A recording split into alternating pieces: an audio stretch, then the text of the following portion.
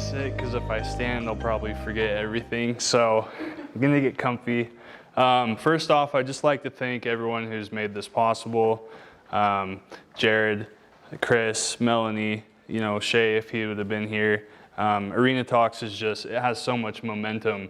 I remember the first Arena Talks I went to, it was at the old office, so it would have been Highland or Lehigh, I'm not exactly sure what city it was in, and it was on the grass and there was maybe like 10 people there. So like just seeing the difference now is just like, it's marginal.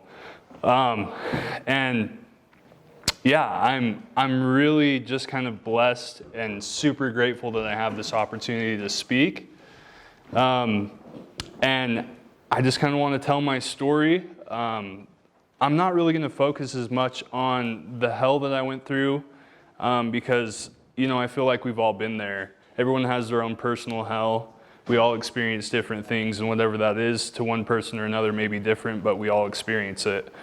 I kind of want to share my journey and how I've gotten to where I am today. So addiction has been a struggle for nearly 12 years for me. It started early throughout high school, and what I really had to challenge was the reason why. I always felt like I looked for reasons to blame my addiction on, but when it came down to it, it was really me. It was what was inside of me. It was my negative self-talk, my inner voice, for whatever reason, was causing me to use.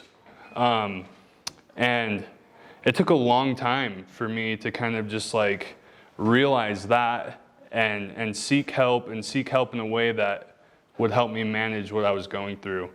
I tried multiple treatments in the past. It didn't work out.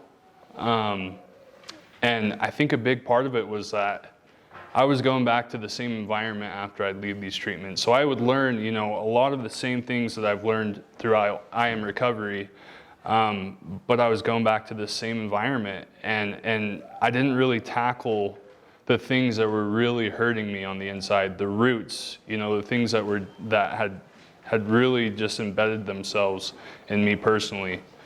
Now, moving into I Am Recovery, I moved in August 8th of 2019. My sobriety date was 3 days later. I had a Suboxone taper. I wanted to do it just like, nothing. So it was August 11th, 2019. And I am just like, still to this day, it's really hard to kind of explain the energy and like what kind of drew me towards I Am Recovery, because it's still kind of unexplainable to me. And the best way I can really relate it or express it is God. I think God had a really big play and a really big hand in where I went, the people that I met, the things that I was taught, and the things that I'm still doing today. So I moved in. I had a friend that was actually, he was kind of like the intake guy.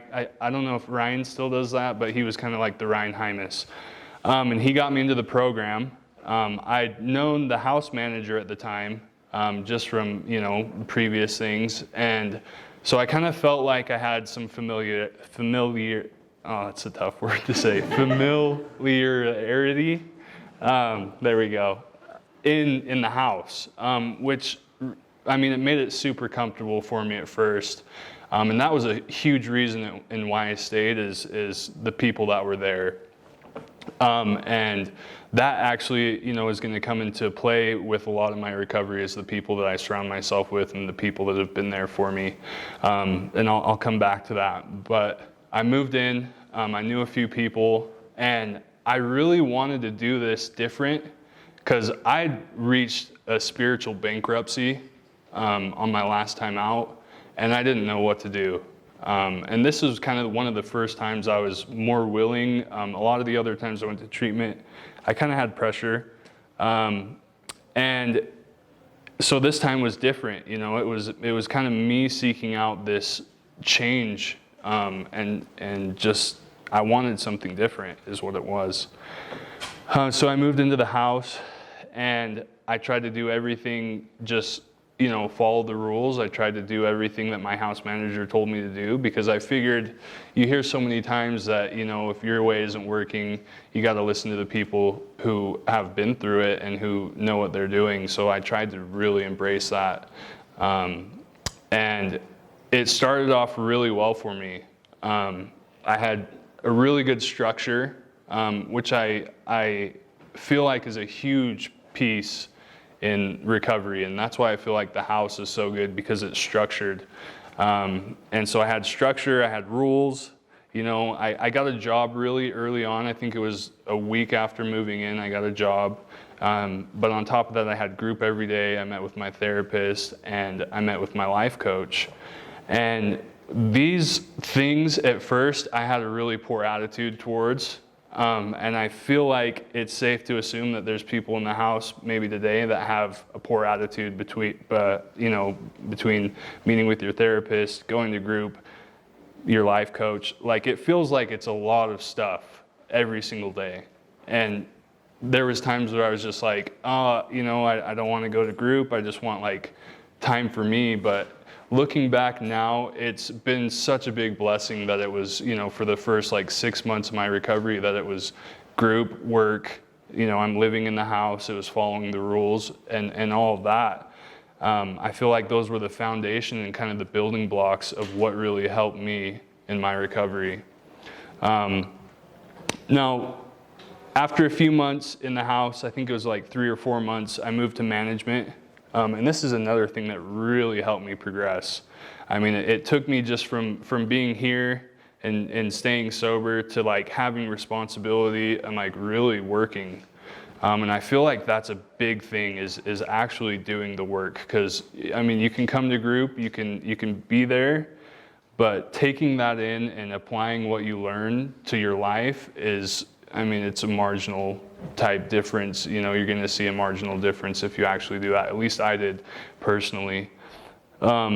So yeah, I moved into management, and it was like, I don't know, like this is another, like I felt like when I saw God's hand in my life, because I'd been there long enough that like I kind of knew how things worked, but I was looking for that next step. And a lot of times in this program, I hear people use the term level up. I was looking for that next level. I was trying to level up.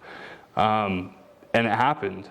And continuously, when I kept doing the right things, and, I kept just sticking to this kind of schedule, good things were happening for me.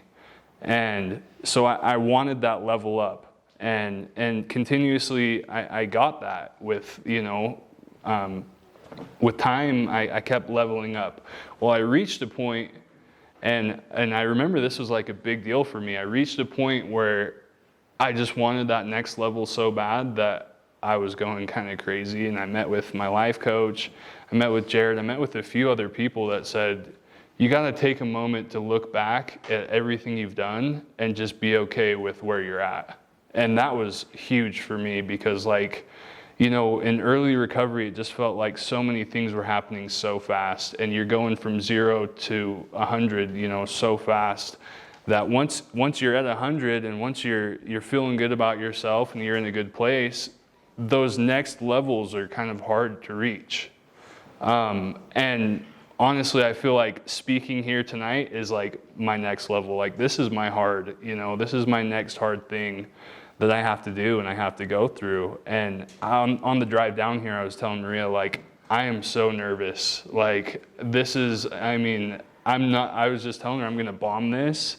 This is gonna be terrible. And once I got here and kind of loosened up, like, that's just an example of how my negative self-talk still affects me today. And these are just things that I'm still going through. I'm still going through challenging my inner beliefs and my negative self-talk. And it's something that I know I'm probably going to have to do for the rest of my life, and I'm okay with that. I'm okay with that. Now, I kind of want to just talk about a little bit like where I'm at as far as my family, my living situation, my daughter. Because I have a 5-year-old daughter, her name's Maya, and for the first few years in her life, I was not in a good place. I didn't get to see her a lot, And it's been recent that I have a house now. And that's another God story, where God was in my life. So I had poor credit. I had, pretty much no credit. I had a criminal record. And this was right when I was looking to move out of the guy's house. And I didn't know what to do. Me and my girlfriend Maria, she's here tonight, we were like just looking everywhere we could for a place to live. And lo and behold, like one day she's driving down Main Street, which is just, a few blocks from the guy's house, and right down the street from my boss's house, right down the street from Jared's house. Maria sees a sign, she calls the number, and the lady says, yeah, it's for rent. And she says, you have to do a background check and you have to have a credit score of, whatever it was, 700 or I can't remember exactly. And I told Maria well, I don't have, a good credit score at all. And if she runs my background check, it's probably not going to be good either. This lady literally said no misdemeanors on your record, So I was stressing and I was ready for that level up, moving out of the house, getting a place of my own, but we couldn't find a place to live. So we called the lady and I kind of just explained where I was at, or maybe we sent a text message about just kind of where I was at and what I've been through. And she said she wanted to meet me and Maria as well. And so we went down there. We ended up talking with my landlord for almost 2 hours. And a lot of the time I was talking, and I just kind of expressed to her what I'd been through, where I'm at today, and what my goals for the future are. And she ended up really liking me. She ended up really liking Maria. And she said, you know what, I feel really good about this. I paid it was like a $40 background check deposit or something like that. But she ended up not even doing a background check. I gave her a few references to call, and I think she reached out and talked to a few people. And between all of that, she decided that me and Maria could stay there. And so that's where I'm at now. I have a place. Like I said, that had to have been God working his way into my life, because if it had been anything else, they would have ran a credit check or a background check, and I wouldn't have had a place to live. And so I have this house, and like I said, this is kind of just about where I'm at now and my family. I have a house, and it has 2 rooms, and I've been able to, me and Maria both have been able to turn the second room into a place for my daughter to stay. And so I've had the chance to have her over and have sleepovers. She's hung out with Jared and Nikki's kids. It's just from where I was a few years ago to now is night and day difference with my daughter. For a long time, my struggle with my daughter was feeling more like I was a friend role in her life, because I would see her just occasionally and not her father. And it's still something I struggle with today. She stays with her mom, and initially getting this room was there was some other things going on. I thought her mom wasn't in the best place, and I was thinking I might take her, full-time, full custody. And that hasn't happened yet. Thankfully, her mom is in a good enough place that she can stay with her. But it's just so nice to know that if I ever have to take my daughter, or if I ever want to take my daughter, she has a place to stay with me now. And that's night and day difference, from where I've been in the past. And as far as my family, I wanted to talk a lot about them because they played a super big role in my support and just my recovery. My parents, I've always had a wonderful relationship. They're here as well, and thank you guys for coming out. My parents have played a really big role in just what I've been able to achieve. They have been there through everything for me. From the lowest of lows in jail, just not speaking to them, to now, they've been there for me. And I'm super grateful for the influence that you guys have had on me. And like I said, they've just been there. And our relationship has grown so much, which for me, for a long time, like believing that my relationship could be mended with my parents was something that just was non-existent. Like I didn't feel like my connection could ever bond, just because of the things that I put them through. And my sister as well, you know, it was really hard for me to go to family functions and family events. It's still hard for me to go to them just because, you know, it's like, it's family events and I'd rather hang out. But I love spending time with my family. I mean, we got the chance to go to Florida for a week. And like in the past, like I would never have been able to go on a trip that long because where would I get drugs, you know? Like it would be impossible. And I'm just super grateful for the role that they've played in my life. And support, all of that was kind of just an expression on how much support has helped me. And I know people aren't always as fortunate to have family for support, but family isn't always blood. And so if you have people in the house, if you have relatives, if you have coworkers or an employer, like if you have a good connection and you feel support from them, I would encourage you guys to utilize that, because that has been a major building block for me, is just utilizing my support. My family, the people in the house, the people around me. That's really what's kind of made a really big influence and an impact on me. Because that's how it all kind of started for me. I was easily influenced and I felt like I had something to prove when I was younger, when I was in high school, and that's how it all kind of went downhill. So yeah, I would just cling tight to the ones that you love. Like I said, like that's been a major thing for me, as well as hard work. Working hard is something that when I was using was non-existent, but today is something that I really enjoy.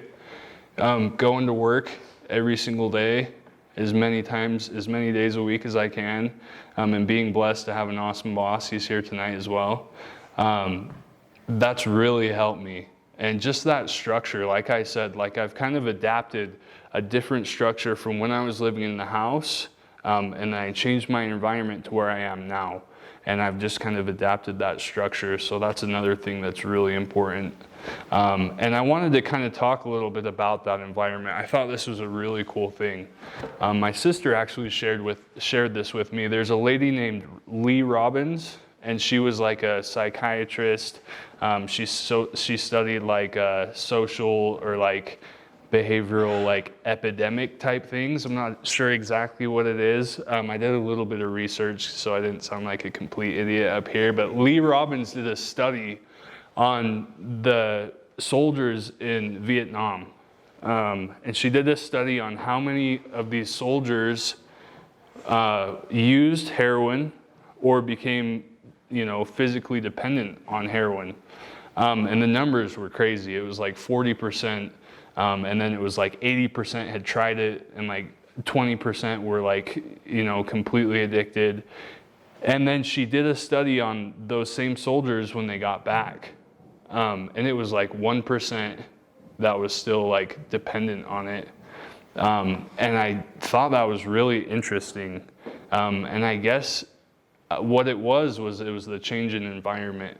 When they're in that war environment, it's just so easy to become addicted to a substance that takes that hell away momentarily. And I felt like that relates a lot to just like addiction today. I mean, if you're going through hell, it's gonna be a natural thing, at least it was for me, to reach out for something that's gonna ease that hell for a minute. And what it was with Lee Robbins' study is these soldiers that came back and they were out of that environment, those are the soldiers that could just quit their addiction. And so that's what I did different this time. Is I kind of mentioned that when I went to treatment before, I came back to the same environment after. I changed my environment this time. I got my own place with a girlfriend who doesn't use drugs. I'm close to support if I ever need it. And that's been a really big thing for me. And I thought that was just not really coincidental, because I don't really believe in coincidences, but that my sister showed me that, you know, just like a week ago, about that Lee Robbins study. And I just can't express how much like I felt like that I was meant to see that, because, you know, I've changed my environment after this time through treatment, and it's worked for me. And I think my time is like almost up, so I just want to wrap things up real fast, guys. Again, I just want to thank everyone who made this possible. I want to thank everyone for showing up tonight. And congratulations to everybody that picked up chips. I remember picking up that same chip when I was in the program. It's awesome what you guys are doing. And I just want to give everybody like a glimpse of hope. And if I can help one person or inspire one person tonight, I'm going to be happy with myself. If it's more, that's awesome. But I just want to give everybody just like a solid like belief that there's hope within this program and outside of it. As long as you work hard and you surround yourself by people who love you and support you.